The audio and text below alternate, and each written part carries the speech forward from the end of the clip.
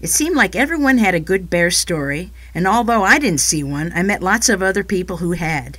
Debbie, the manager at the Frontier Cafe, the only restaurant in town besides a pizza parlor, told me one of hers. I had a bear that was coming around the house, and one morning my husband got out of bed about 4 o'clock in the morning and went outside, and I knew that when he didn't come right back that something was going on with the bear. And he finally comes back into the bedroom and he tells me this has gotten personal now. He's taken our chicken, and it had come into the garage and gotten in the freezer and taken a chicken out of the freezer. So from that point on, we had to put the freezer behind locked doors.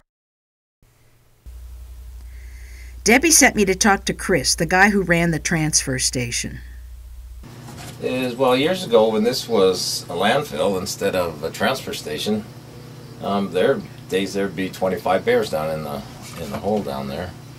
And one day the health inspector came up and he was kind of put out by the wind was blowing, and sometimes the trash would blow up against the trees and over that way. And he asked if we could get somebody to go down there and kind of gather it all up and put it back in the landfill.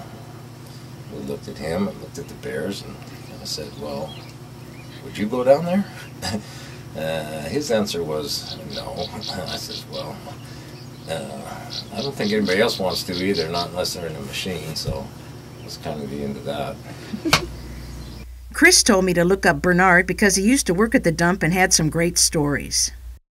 So we could get pretty close to the bears as long as you weren't too aggressive with them. I did have a female make a run on me one time, and a big female, and she would get into the dumpster and the bears. I didn't mind if they got in there because it actually tromped the garbage down. They get more in a bin, and plus they were eating and having a good time there. But they would take the bags and run up the hill with them, and when they did that, they would scatter all this nasty garbage, which would have to be picked up.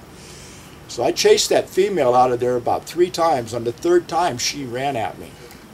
It scared me pretty bad because she would have taken me down in a matter of seconds. She was big, and I don't know if you've ever seen bear claws, but the inner edge of them are like 2 little razor blades. They could scrape you up pretty bad, and so anyway, I just stuck my hands up in the air and made a bunch of noise and made myself look big. And then when the bear got about as close as you are to me right now, I could see the fear come in the eyes, and I knew I had her whipped, you know. And so she turned to run, and I had a half of a aluminum extension ladder, and so she ran across one of the dumpsters to escape, and I threw that ladder at her, and it hit her in the rear end, then it clambered down on the top of that metal garbage thing and made some really bad noise, and that's the last time we ever saw that bear run off. But we have bear hunters here that come over from, I believe they're coming over from Oregon, and the amount of bears, I mean, I don't know why they're coming so far and why they're going to so much trouble unless they're selling bear parts or something. I hope that's not what's happening, but they, you know, bear, when it's aggressive, they click their teeth to let you know that they've got teeth, I guess. They don't do much more than that. Well, they do growl a little bit too, you know. I jumped down a dumpster one time to get something out, and I didn't realize there was a bear in there. And so there's only garbage on the one side, and that bear just, you know, I landed maybe about 2 feet from, his head was there, and it went click, click, click, and I got out of there really fast. But yeah, there used to be a lot of bears came up there. I'm sitting out here, just like right here, right now. It was a little shadier. It was in the afternoon.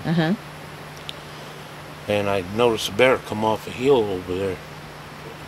He come around, he circled, and he came back.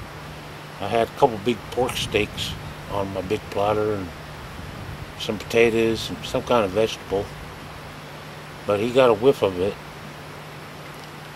It was almost dusk, matter of fact,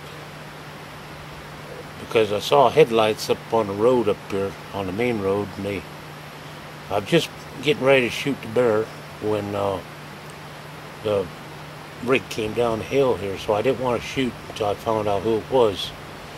As soon as I saw who it was, then I went over to the table over there and laid the gun down because I only had one hand.